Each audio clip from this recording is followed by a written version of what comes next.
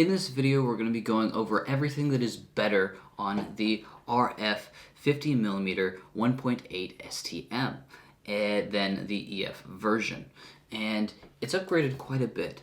For starters, let's do with the build quality.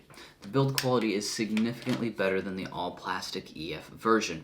It has a metal coupling here for better long-term use and better coupling in general. It, however, does not have any of the weather sealing around it. It also has a very nice, almost not aromatic, but like space age looking matte finish to the outside of it that's a much better plastic than the former. It does not come with a focus ring, which is alright because it has a switch on the side for focus, which you can use the control ring for, or you can set the control ring to just be the control ring. You have to switch it over into manual inside the camera, but this reduces the amount of space that it takes. This lens is almost half as much as what I remember the EF versions being.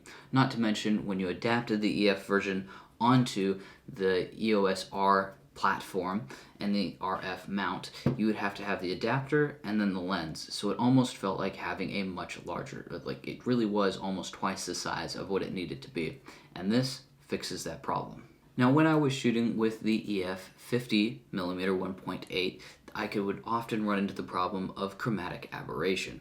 And what this is in general is as light bends around objects, it will hit the lens, and then the sensor at different speeds than the rest of the photons in the image, creating a green or a purple or sometimes yellow around the outside of the edges of the subjects and trees and whatever it was. And this version of the RF 50mm 1.8 has fixed almost all of those problems.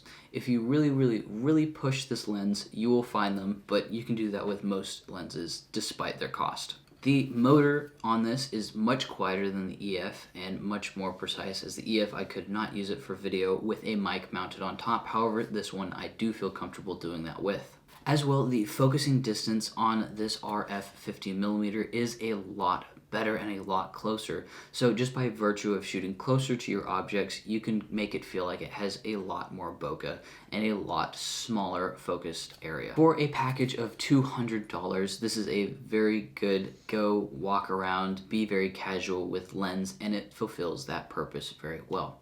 To see a full review about everything on the RF 50mm 1.8 STM, I have a video over here linked. Don't forget to like and subscribe to the channel so you never miss out on future content for mirrorless Canon camera gear and other things. Thank you for watching.